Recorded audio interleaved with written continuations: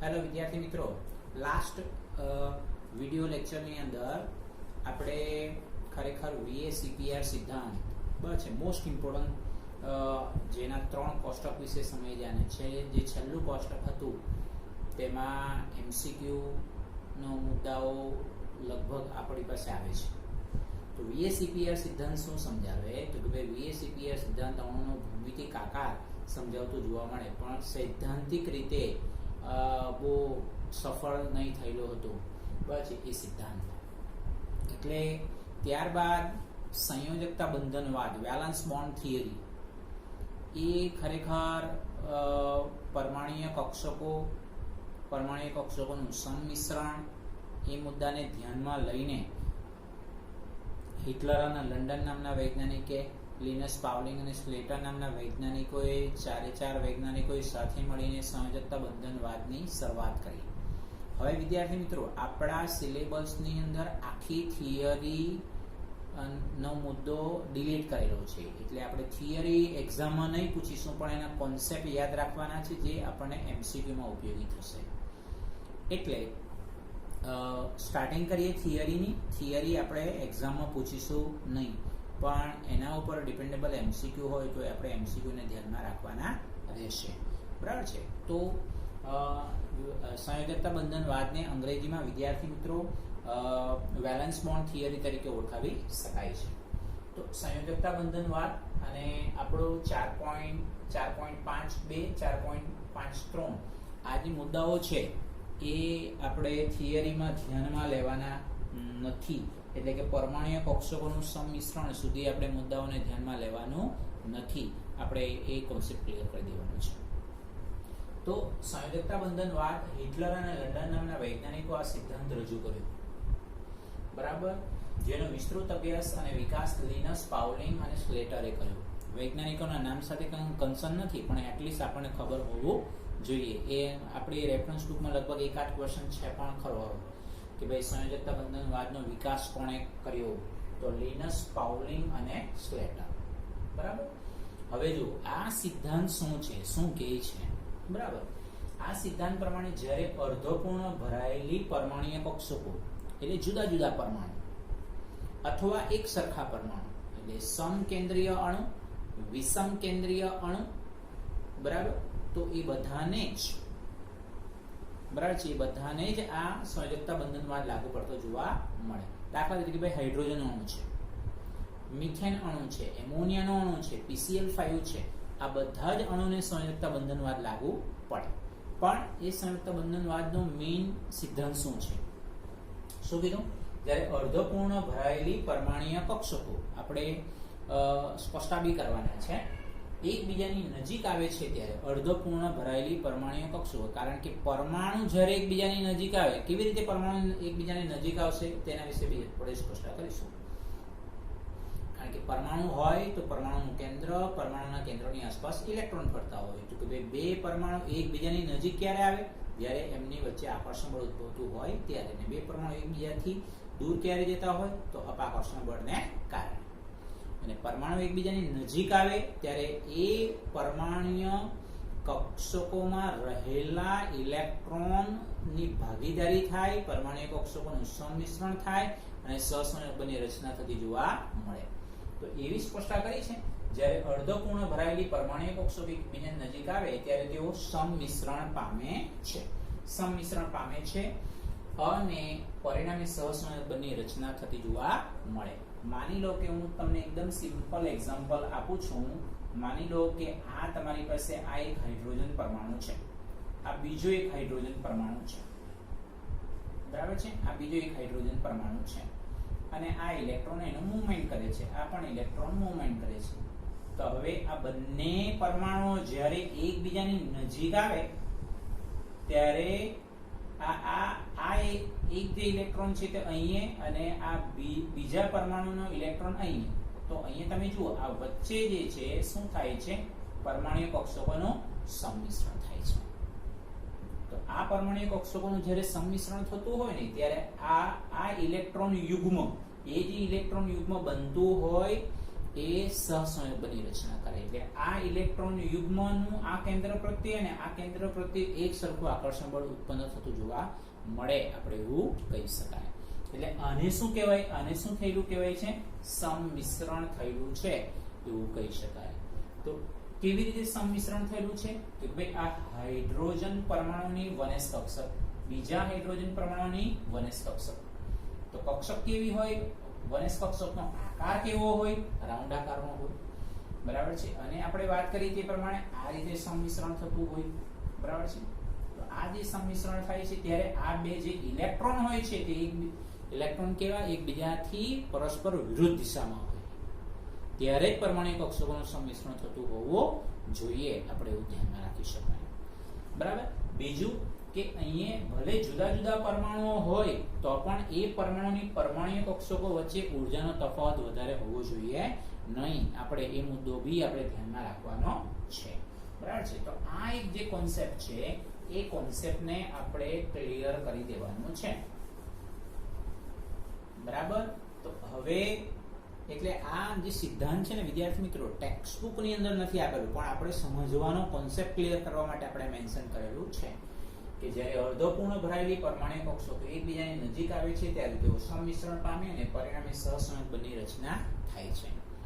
એવું જરૂરી નથી એક પર બંને પરમાણુની અર્ધપૂર્ણ પરમાણુ કક્ષકો હોય, એક પરમાણુની સંપૂર્ણ ભરાયેલી કક્ષક હોય અને બીજા પરમાણુની કક્ષક ખાલી હોય તો બી સવર્ગ સહસંયોગ બની રચના થતી જોવા મળે, જેના વિશે આપણે શીખવાનું બાકી છે. સવર્ગ સહસંયોજક બંને વ્યાખ્યા શું, એના એક્ઝામ્પલ તો કાર્બન મોનોક્સાઇડમાં સમજેલા જ છે. તો આ એક કોન્સેપ્ટ બી આપણે કન્સિડર કરીશું. તો એના માટે આ હિટલર જે છે લિનસ પાઉલિંગ અને સ્લેટરે શું કરેલું છે? બે હાઇડ્રોજન પરમાણુનું એક્ઝામ્પલ આપીને આપણને સમજાવવાનો પ્રયત્ન કરેલો છે કે બે હાઇડ્રોજન પરમાણુ, એક હાઇડ્રોજન પરમાણુ A છે અને બીજો હાઇડ્રોજન પરમાણુ B છે. એ હાઇડ્રોજન પરમાણુનું ન્યુક્લિયસને Na, બીજા હાઇડ્રોજન પરમાણુના ન્યુક્લિયસને Nb, પહેલા હાઇડ્રોજન પરમાણુના ન્યુક્લિયસને Na અને એના ઇલેક્ટ્રોનને Ea અને એવી રીતે Nb અને Eb વડે દર્શાવવાનો પ્રયત્ન કરેલો છે. તો જ્યારે બે હાઇડ્રોજન પરમાણુ એકબીજાની નજીક આવે છે ત્યારે એમની વચ્ચે આકર્ષણ બળ ઉદ્ભવતું જોવા મળે છે અને એમની વચ્ચે રહેલા ઇલેક્ટ્રોન અને કેન્દ્ર વચ્ચે આકર્ષણ બળ ઉદ્ભવે, પરંતુ ઇલેક્ટ્રોન અને કેન્દ્ર વચ્ચે અપાકર્ષણ બળ ઉદ્ભવતા જોવા મળે. તો એ આકૃતિમાં આપણને બતાવવાનો પ્રયત્ન કરી દીધેલું જોવા મળે કે ભાઈ આ Na અને એટલે કે પહેલો જે પરમાણુ છે એ પહેલા પરમાણુનું પોતાનું ન્યુક્લિયસ અને ઇલેક્ટ્રોન વચ્ચેનું આકર્ષણ બળ, એવી રીતે બીજો જે પરમાણુ છે તેનું ન્યુક્લિયસ એટલે કે Nb અને Eb વચ્ચેનું આકર્ષણ બળ, જેને જૂનું આકર્ષણ બળ તરીકે આપણે ઓળખાવી શકાય. એટલે આપણે એ મેન્શન આઉટ કરી દીધેલું છે. પછી Na અને Ea, Nb અને Eb. પછી બીજું આકર્ષણ બળ કયું છે? Na અને Eb, એટલે કે આ Na અને Eb જેને આપણે નવા આકર્ષણ બળ તરીકે ઓળખાવી દીધેલું જોવા મળે. અને બીજો પરમાણુ છે અને પહેલા પરમાણુનો ઇલેક્ટ્રોન, તો તેની વચ્ચે નવું આકર્ષણ બળ ઉત્પન્ન થતું જોવા મળે. તો આકર્ષણ બળ આપણે આવી રીતે દર્શાવી શકીએ. એટલે વિરુદ્ધ વીજભાર વચ્ચે આકર્ષણ બળ ઉદ્ભવે એ તો જનરલી ખબર જ છે. અને અપાકર્ષણ બળ કયું? તો Ea અને Eb અને Na અને Nb. બરાબર છે. Ea અને Eb અને Na અને Nb, બસ એમની વચ્ચે શું થાય છે? અપાકર્ષણ બળ ઉદ્ભવતું જોવા મળે છે. આપણે એવું ધ્યાનમાં રાખી શકાય છે. તો પ્રયોગોને આધારે એવું જાણવા મળેલું છે આ વૈજ્ઞાનિકોને કે ભાઈ આ જે આકર્ષણ બળની જે માત્રા છે એ આકર્ષણ બળની માત્રા અપાકર્ષણ બળ કરતા વધી જાય છે. આકર્ષણ બળની માત્રા અપાકર્ષણ બળની માત્રા કરતા વધી જાય છે અને છેલ્લે એક તબક્કે એવું થાય કે બંને આકર્ષણ બળ અને અપાકર્ષણ બળ સંતુલિત થાય અને જ્યારે અણુની રચના થાય, કારણ કે બે હાઇડ્રોજનના પરમાણુ ભેગા થતા હોય ત્યારે હાઇડ્રોજન અણુની રચના થતી જોવા મળે, આપણે એવું ધ્યાનમાં રાખી શકાય છે. તો એક તબક્કે આપણે અહીં સ્પષ્ટ કરેલું છે, પરિણામે બંને પરમાણુ એકબીજાની નજીક આવે અને સ્થિતિ ઉર્જા ઘટે. છેવટે એક તબક્કે એવું પહોંચે કે જો ચોખ્ખું આકર્ષણ બળ અપાકર્ષણ બળ એકબીજાને સંતુલિત કરી નિમ્નતમ ઉર્જા પ્રાપ્ત કરતું જોવા મળે. અને એ ઉર્જાનું મૂલ્ય કેટલું છે કે બે હાઇડ્રોજન પરમાણુ જ્યારે એકબીજાની નજીક આવે ને હાઇડ્રોજન અણુ બનાવે ત્યારે લગભગ 435.8 કિલો જૂલ જેટલી ઉર્જા છૂટી પડતી જોવા મળે. આપણે એવું ધ્યાનમાં રાખી શકાય. એટલે હાઇડ્રોજન અણુની સ્ટેબિલિટી વધી જાય, નિમ્નતમ ઉર્જા છે. હાઇડ્રોજન પરમાણુ કરતા હાઇડ્રોજન અણુની સ્ટેબિલિટી વધારે છે કારણ કે નિમ્નતમ ઉર્જા 435.8 કિલો જૂલ જેટલી ઉર્જા ધારણ કરતું જોવા મળે. એટલે જેને આપણે બંધ ઉર્જા અથવા બંધ એન્થાલ્પી તરીકે ઓળખાવી શકાય. અને એમની વચ્ચેની જે બંધ લંબાઈ છે, હાઇડ્રોજન અણુની જે બંધ લંબાઈ છે 74 પિકોમીટર જેટલી છે. એટલે આપણે એવું કહી શકાય કે હાઇડ્રોજન અણુ સ્થાયી છે. આપણે એવું ધ્યાનમાં રાખી શકાય. લખ્યું છે ચોખ્ખું આકર્ષણ બળ અપાકર્ષણ બળ એકબીજાને સંતુલિત કરી નિમ્નતમ ઉર્જા પ્રાપ્ત કરીને એ કેટલી 435.8 કિલો જૂલ પર મોલ. જો કે અહીંયા રિએક્શન ઉલટી લખેલી છે. એકચ્યુઅલી રિએક્શન આમ લખાવી જોઈએ, hydrogen plus hydrogen gives H2 plus 435.8 kilo joule પર મોલ. પણ આ ઇક્વેશનને લખવાનો મતલબ શું છે એ બી સમજાવવાનો પ્રયત્ન કરીએ. આ તબક્કે હાઇડ્રોજન પરમાણુ એકબીજા સાથે બંધન પામીને સ્થાયી અણુની રચના કરે જેની બંધ લંબાઈ 74 પિકોમીટર છે. તો આ બંધ ઉર્જાનું મૂલ્ય યાદ રાખવાનું છે, સાથે સાથે બંધ ઉર્જાનું મૂલ્ય યાદ રાખવાનું, સાથે બંધ લંબાઈની વેલ્યુ પણ યાદ રાખવાની છે. આમ હાઇડ્રોજન અણુ એ હાઇડ્રોજન પરમાણુ કરતા વધારે સ્થાયી છે કારણ કે 435.8 જેટલી નિમ્નતમ ઉર્જા એ ધારણ કરતું જોવા મળે. એટલે એની હાઇડ્રોજન અણુની સ્ટેબિલિટી હાઇડ્રોજન પરમાણુ કરતા વધારે છે. આપણે એવું કહી શકાય. આ ઇક્વેશનનો મતલબ શું થાય કે હાઇડ્રોજન અણુમાંથી હાઇડ્રોજન પરમાણુને વિયોજિત કરવા માટે હાઇડ્રોજન અણુને 435.8 કિલો જૂલ જેટલી એનર્જી આપણે આપવી પડે તો ખરેખર હાઇડ્રોજનના બે પરમાણુ છૂટા પડતા જોવા મળે. આપણે એવું ધ્યાનમાં રાખી શકાય છે. તો આ એક જે કોન્સેપ્ટ છે આનો મતલબ આવો થતો જોવા મળે. આમ કહેવાનો મતલબ કે જ્યારે પરમાણુની અર્ધપૂર્ણ પરમાણુય કક્ષકો વિશે કંઈક આંતરભેદન થાય, જેમ આપણે હમણાં મેન્શન કર્યું, અને આપણે આંતરભેદન કહેવાય. સમજો, અને આપણે આંતરભેદન કહેવાય. એટલે આ આંતરભેદન કહેવાય જેને પરમાણુય કક્ષકનું શું કહેવાય, સંમિશ્રણ તરીકે ઓળખાવી શકાય છે. તો આ સંયોજકતા બંધનવાદની અભિધારણા છે શું? તો વિદ્યાર્થી મિત્રો, આ સંયોજકતા બંધનવાદની અભિધારણા છે જો સામાન્ય રીતે સંમિશ્રણ પામતી પરમાણુય કક્ષકોની ઉર્જામાં વધુ તફાવત હોવો જોઈએ નહીં. જેમ કે આપણે અહીંયા હાઇડ્રોજન અને હાઇડ્રોજન માટેની વાત કરીએ છીએ તો એક હાઇડ્રોજન પરમાણુની 1s કક્ષક તો બીજા હાઇડ્રોજન પરમાણુની પણ 1s કક્ષક છે.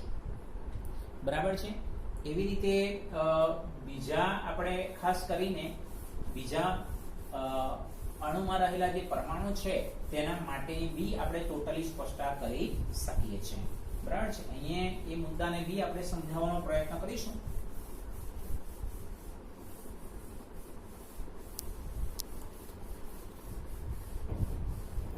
એટલે અભિધારણાઓ બી આપણે ટેક્સ્ટ બુકમાં નથી વિદ્યાર્થી મિત્રો, ધ્યાનમાં રાખજો. અભિધારણા પણ આપણી ટેક્સ્ટ બુકમાં નથી, પણ આપણે એટલા માટે લખવાનો પ્રયત્ન કરેલો છે કે જેથી કરીને આ સંયોજકતા બંધનવાદનો જે પોઈન્ટ છે એ સંયોજકતા બંધનવાદનો મુદ્દો આપણને બરાબર સમજાય.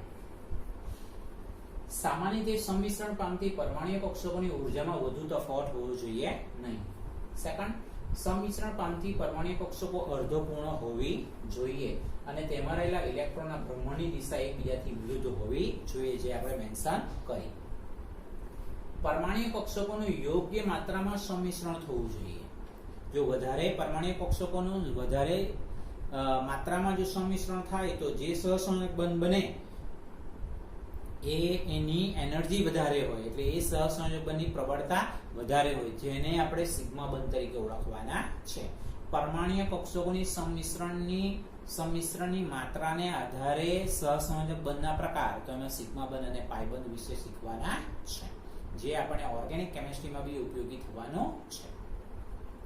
પરમાણુય કક્ષકોનું યોગ્ય માત્રામાં સંમિશ્રણ થવું જોઈએ જેથી રાસાયણિક બંધની રચના થઈ શકે. પછી તો આ મેઇન અભિધારણા પણ ધ્યાનમાં રાખવી પડશે અને આપણે સંયોજકતા બંધનવાદ પણ આપણે યાદ રાખવો પડશે. થિયરી ભલે ન યાદ રહી પણ આ અભિધારણા અને જે સિદ્ધાંત છે બંધનવાદનો જે સિદ્ધાંત છે યાદ રાખવાનો છે. પછી આપણને MCQ માં ખૂબ ઉપયોગી થશે. આમ પરમાણ્વીય કક્ષકો કંઈક અંશે આંતરભેદન દર્શાવે છે. આ આંશિક આંતરભેદનને પરમાણ્વીય કક્ષકોનું શું કહે છે? સંમિશ્રણ તરીકે ઓળખાવી શકાય. આમ પરમાણ્વીય કક્ષકોનું સંમિશ્રણ જેમ વધુને વધુ થશે ને, સમજો વધુને વધુ પરમાણ્વીય કક્ષકોનું સંમિશ્રણ થશે ને તેમ બંધનું સામર્થ્ય વધારે, એટલે સહસંયોજક બંધની પ્રબળતા વધારે, એટલે એ સહસંયોજક બંધ વધારે મજબૂતી ધરાવે છે, આપણે એવું કહી શકાય. લખ્યું છે પરમાણ્વીય કક્ષકો કંઈક અંશે આંતરભેદન દર્શાવે છે. આ આંશિક આંતરભેદનને પરમાણ્વીય કક્ષકોનું શું કહે છે? સંમિશ્રણ કહે છે, જે ઇલેક્ટ્રોનનું યુગ્મ છે. કારણ કે આપણે આંતરભેદન બતાવ્યું, તમે 2 ઇલેક્ટ્રોન બતાવ્યા પણ વિરુદ્ધ દિશામાં બતાવ્યા, એ ઇલેક્ટ્રોન યુગ્મ કહેવાય. જેમ વધારે સંમિશ્રણ તેમ બંને પરમાણુ વચ્ચે રહેલા બંધનું સામર્થ્ય વધારે, એટલે એ સહસંયોજક બંધ વધારે પ્રબળ છે. અને વધારે પ્રબળ હોય તો આપણે એને સિગ્મા બંધ તરીકે હવે પછી સમજવાના છે. તો હવે વિદ્યાર્થી મિત્રો ખાસ કરીને આપણે અન્ય કાર્બન, દાખલા તરીકે ભાઈ કાર્બન પરમાણુ છે, હિલિયમ 1, આ તો 1s2 તો થઈ ગયું, 2s2 2s2 2p1, એટલે આપણે અહીંયા લખીશું 2px1 અને 2py1. તો જ્યારે આપણે ઉત્તેજિત અવસ્થામાં કાર્બન પરમાણુ ઇલેક્ટ્રોનતા લખીએ ત્યારે આપણે એવું લખીએ કે ભાઈ 2s1 2px1 એટલે 2pz0 લખીએ, તો આ 2py1 2pz1. જો આ 2s અને 2p કક્ષકો વચ્ચે ઊર્જાનો તફાવત બહુ નહીવત છે ને આ તો સમાન ઊર્જા ધરાવે, સમશક્તિ કક્ષકો તરીકે ઓળખાવી શકાય. અને આ હાઇડ્રોજન પરમાણુ જે છે એ હાઇડ્રોજન પરમાણુ તો 1s કક્ષક છે, તો s કક્ષકની એનર્જી તો સેમ થઈ ગઈ. તો આવા પરમાણ્વીય કક્ષકોનું સંમિશ્રણ થતું જોવા મળે, આપણે એવું ધ્યાનમાં રાખી શકાય. તો મેઇન શું છે? તો મેઇન છે ધ્યાનમાં રાખો આવી રીતે સમતલની અંદર છે. દાખલા તરીકે ભાઈ જે કાર્બન પરમાણુ છે એ કાર્બન પરમાણુની જે આ 2s કક્ષક છે એ કાર્બન પરમાણુ 2s કક્ષક આપણે આ રીતે મેન્શન કરીશું. અને એ જે છે એ તમારી પાસે એના માટેની આ 3 ડાયમેન્શનલ ના માટે આપણે જ્યારે વિચારીએ છીએ ત્યારે આપણે ખરેખર CH4 અણુ માટે આપણે વિચારીએ છીએ.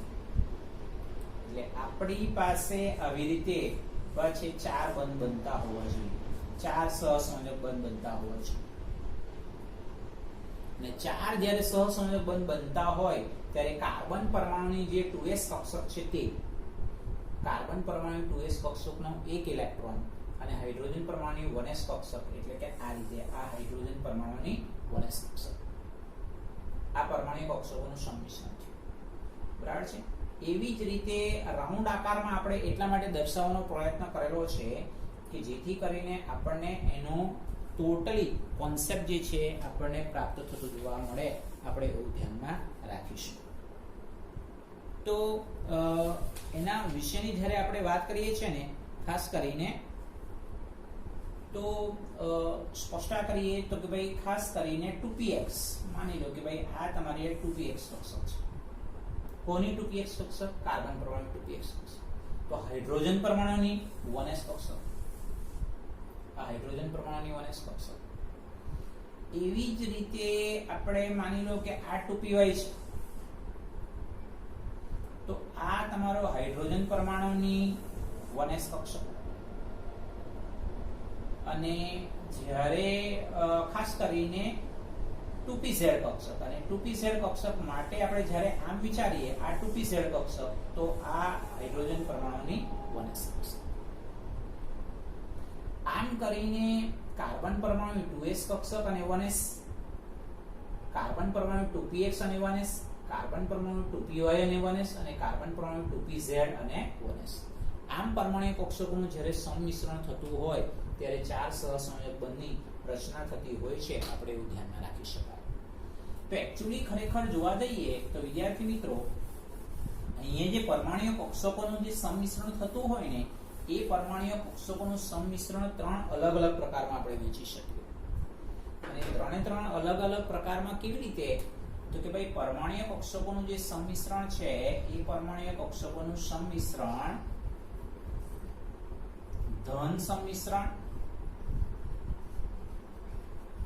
બરાબર છે, ઋણ સંમિશ્રણ અને શૂન્ય સંમિશ્રણ આપણે એવું ધ્યાનમાં રાખી શકાય છે.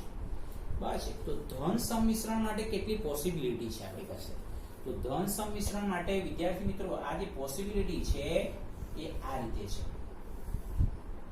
કે ભાઈ માની લો કે ભાઈ આ pz કક્ષક છે, પછી અને આ pz કક્ષકમાં પ્લસ બતાવીએ માઈનસ બતાવીએ, એનો મતલબ શું છે કે ભાઈ અહીંયા ઇલેક્ટ્રોન મળી આવવાની સંભાવના સૌથી વધારે છે, તરંગ વિધેય જે તમે એટોમિક સ્ટ્રક્ચરમાં શીખીને આવેલા છે, અને અહીંયા ઇલેક્ટ્રોન મળી આવવાની સંભાવના ઓછી છે, લોબ જેને કહેવાય છે. તો ખરેખર આ જે છે પરમાણ્વીય કક્ષકોનું જે સંમિશ્રણ આમ આ s કક્ષક છે. તો આ તમે જુઓ આ પરમાણ્વીય કક્ષકોનું સંમિશ્રણનો પાર્ટ આપણે દર્શાવી દીધેલો છે, આપણે એવું ધ્યાનમાં રાખી શકાય. પછી બીજો પરમાણ્વીય કક્ષકોનો સંમિશ્રણનો પાર્ટ કેવી રીતે દર્શાવાય? બરાબર છે. દાખલા તરીકે આપણે માની લો કે આવી રીતે દર્શાવીએ છીએ, કારણ કે આ જો pz કક્ષક લઈએ તો આપણે આને px કક્ષક લેવાય, પ્લસ માઈનસ, અને અહીંયા b આપણે આ રીતે દર્શાવી શકાય, આ પ્લસ આ માઈનસ, આ પ્લસ, એટલે આ પરમાણ્વીય કક્ષકોનું સંમિશ્રણ થાય છે પ્લસ. તો આ px px જે આપણે ટેક્સ્ટ બુક ની અંદર મેન્શન આઉટ કરી દીધેલું છે, આપણે એવું ધ્યાનમાં રાખીશું.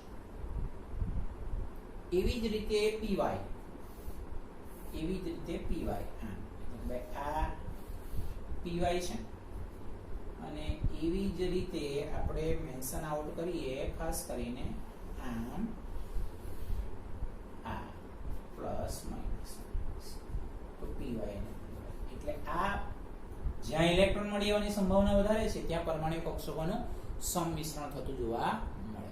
એટલે આ બંધ કયો બંધ કહેવાય? સિગ્મા બંધ તરીકે ઓળખાવી શકાતો હોય છે, જે આગળ જતા આપણે શીખવાના છે. સિગ્મા બંધ ક્યાં ક્યાં રચાય છે તેના વિશેની આપણે ટોટલી સ્પષ્ટતા કરવાના છે. તો આ એક જે કોન્સેપ્ટ છે એને આપણે આ રીતે ધ્યાનમાં રાખવાનું છે. હવે ઋણ ધન સંમિશ્રણ વિશેની વાત કરી તો ઋણ સંમિશ્રણ કયું આવે છે વિદ્યાર્થી મિત્રો? ઋણ સંમિશ્રણ તો આના કરતા ઉલટું, એટલે આ માની લો કે ભાઈ આ છે પહેલી આકૃતિ છે, તો આટલે માઈનસ બતાવી દો, આટલે પ્લસ બતાવી દો, પણ આ તમારું s કક્ષકનું છે, તો ભાઈ આ s અને pz. તો આ ઋણ સંમિશ્રણનો પાર્ટ દર્શાવવામાં આવતો હોય છે, આપણે એવું ધ્યાનમાં રાખી શકાય. પછી આ બીજી જે આકૃતિ છે, બીજી આકૃતિમાં b સેમ છે. જો આ પોઝિટિવ અને પોઝિટિવ નો મતલબ શું થાય? ઇલેક્ટ્રોન મળી આવવાની સંભાવના સૌથી વધારે. તો એકમાં ભલે પ્લસ રહેવા દેવો, પણ બીજામાં માઈનસ કરી દો, આટલે પ્લસ કરી દો. તો આ ઋણ સંમિશ્રણનો પાર્ટ થઈ ગયો, ઋણ સંમિશ્રણનો પાર્ટ. સેમ થિંગ બીજાની અંદર પણ આપણે એવું જ દર્શાવી શકાય. py અને py છે, આ py છે અને આ પણ py છે. તો આ પ્લસ અને પ્લસ હતું, તેની જગ્યાએ આટલે માઈનસ કરી દો, આટલે પ્લસ કરી દો. તો એ ઋણ સંમિશ્રણ નો મુદ્દો આપણે ધ્યાનમાં રાખી શકાય છે. બરાબર છે. એટલે આ પરમાણ્વીય કક્ષકોનું જે સંમિશ્રણ છે એ જ્યારે ધન સંમિશ્રણ થતું હોય ત્યારે સહસંયોજકની પ્રબળતા વધી જાય, અને પરમાણ્વીય કક્ષકોનું ઋણ સંમિશ્રણ થતું હોય ત્યારે બંધની પ્રબળતા ઘટી જતી જોવા મળે છે. બસ. અને જ્યારે પરમાણ્વીય કક્ષકોનું શૂન્ય સંમિશ્રણ થાય, શૂન્ય સંમિશ્રણ કેવી રીતે થાય? તો શૂન્ય સંમિશ્રણ આવી રીતે થશે, સમજો. બસ, શૂન્ય સંમિશ્રણ આપણે આવી રીતે થશે. તો આને આપણે શું કહેવાય વિદ્યાર્થી મિત્રો? આને આપણે નોડ કહેવાય, જ્યાં ઇલેક્ટ્રોન મળી આવવાની સંભાવના 0 છે, જે તમે એટોમિક સ્ટ્રક્ચરમાં શીખીને આવેલા છે. બરાબર છે. એટલે બે પરમાણ્વીય કક્ષકો જ્યાં નોડ ઉપર મળતું હોય તો ત્યાં ઇલેક્ટ્રોન મળી આવવાની સંભાવના 0 હોય, એટલે એને શૂન્ય સંમિશ્રણ કહેવાય છે, આપણે એવું કહી શકાય. અથવા તો બંને પરમાણ્વીય કક્ષકો એકબીજાથી નજીક હોય જ નહીં, દૂર હોય. બરાબર છે. તો એવા સંજોગોમાં પણ પરમાણ્વીય કક્ષકોનું સંમિશ્રણ થતું નથી, આપણે એવું ધ્યાનમાં રાખી શકાય. એવા સંજોગોમાં પણ પરમાણ્વીય કક્ષકોનું સંમિશ્રણ થતું નથી. આપણે એવું ધ્યાનમાં રાખીશું. તો આ એક જે કોન્સેપ્ટ છે એ કોન્સેપ્ટ આપણે ધ્યાનમાં રાખીશું. બરાબર છે. તો આ એક વિષયની આપણે ટોટલી જે સ્પષ્ટતા કરવાની હતી. આ બધા જ મુદ્દાઓ વિદ્યાર્થી મિત્રો એવી છે, આ બધા જ મુદ્દાઓ એવા છે કે જે આપણને થિયરીના પાર્ટમાં કંઈ કન્સિડર નથી કરવાનું, ખાલી આપણે MCQ ના બેઝ ઉપર જ યાદ રાખવાનું છે. આપણે એવું કન્સિડર કરવાનું છે. પછી બીજું તમારે શું કન્સિડર કરવાનું છે કે તમારી ટેક્સ્ટબુકની અંદર ખાસ કરીને પેજ નંબર 115 પર પરમાણ્વીય કક્ષકોનું સંમિશ્રણ એમ હેડિંગ આપેલું છે, અને એ હેડિંગની અંદર આપણને મિથેન અણુની જે આપણે વાત કરી ને, ખરેખર ખાસ કરીને ઉત્તેજિત અવસ્થામાં કે ભાઈ 2s1 2px1 2py1 2pz1 અને હાઇડ્રોજન પરમાણુ માટે 1s1. તો જ્યારે કાર્બનની ચારે ચાર પરમાણ્વીય કક્ષકો એ અર્ધપૂર્ણ કક્ષકો છે અને 4 અયુગ્મિત ઇલેક્ટ્રોન છે. પછી એટલે 4 બંધ બંધવાના આપણે હમણાં વાત કરી તે પ્રમાણે કે ભાઈ કાર્બન પરમાણુની માની લો કે ભાઈ 2s કક્ષકનો આકાર આમ રાઉન્ડ આકારમાં લઈ લઈએ અને આ હાઇડ્રોજન પરમાણુની 1s કક્ષક, તો આ સંમિશ્રણ થઈ ગયું. બરાબર છે. એટલે કાર્બન લઈ લઈએ. બરાબર છે. પછી એ જ પ્રમાણે આપણે અહીંયા વિચારીએ આ હાઇડ્રોજન પરમાણુની 1s કક્ષક છે. આ હાઇડ્રોજન પરમાણુની 1s કક્ષક છે. એવી રીતે આ હાઇડ્રોજન પરમાણુની 1s કક્ષક છે. તો આ પરમાણુ કક્ષકોનું સંમિશ્રણ થઈ ગયું. સમજો મિથેન અણુમાં VACPR સિદ્ધાંત પ્રમાણે 109 ડિગ્રી 28 મિનિટ નો એંગલ આપણે જોયો છે. પણ અહીંયા આ લોકોનું એવું કેવું છે કે 4 બંધ બને તો 3 પી કક્ષકો એકબીજાને 90 અંશના ખૂણે છે. એટલે કે ખાસ કરીને 3 પી કક્ષકો એકબીજાને 90 અંશના ખૂણે છે. એટલે 3 પી કક્ષકો એટલે કઈ? આ px py અને pz. આ તો 2s છે. બરાબર છે. 2s નો આકાર બી ગોળાકાર જ હોય, પણ આપણે અહીંયા ખાલી ડમ્બેલ આકારમાં બતાવવાનો પ્રયત્ન કર્યો છે. તો આ 90 અંશના ખૂણે છે એવું એમનું માનવું હતું. એટલે 3 C single bond H bond એકબીજાના 90 અંશને ખૂણે દિક વિન્યાસ દર્શાવતો જોવા મળ્યો. ત્યારે કાર્બનની 2s અને 1s કક્ષક વર્તુળાકાર રીતે સંમિશ્રિત છે. વર્તુળાકાર રીતે સંમિશ્રિત છે એટલે આ રીતે સંમિશ્રિત છે. એટલે ચોથા C સિંગલ બોન્ડ H બંધની ખાતરી થઈ શકે નહીં કે 90 અંશના ખૂણે ગોઠવાયેલો હોય એવો કોઈ શ્યોરિટી આપણે આપી શકીએ નહીં. એથી પરમાણ્વીય કક્ષકોનું જે સંમિશ્રણ એ ખરેખર સમચતુષ્ફલકીય આકારની અંદર થવું જોઈએ એવી આપણે સ્પષ્ટતા ધ્યાનમાં રાખવાની છે. બરાબર છે. તો આ એક જે કોન્સેપ્ટ છે એ કોન્સેપ્ટને આપણે ધ્યાનમાં રાખીશું. બરાબર છે. તો હવે પછીના નેક્સ્ટ લેક્ચરની અંદર આપણે સિગ્મા બંધ ને પાઈ બંધ જે થિયરીમાં ગણવાની છે. બરાબર છે. કારણ કે 4.3 સુધી બોર્ડે નક્કી કરેલું છે. પછી સિગ્મા બંધ ને પાઈ બંધ ની થિયરી તો આપણને આવડવી જોઈએ, જે હવે પછીના લેક્ચરમાં આપણે શીખવાના છે. અને પછી સંકરણ વિશે બી આપણે શીખવાના છે. એટલે હજુ ચેપ્ટર ઘણું મોટું છે, પણ ધીમે ધીમે કરીને ચેપ્ટરની અગત્યતા તમને સમજાઈ જશે. તો આ સંયોજકતા બંધનવાદ વિશેની કમ્પ્લીટલી થિયરી છે. Okay, thank you very much. બસ, હેવ અ નાઇસ ડે અને stay home, stay safe. Thank you.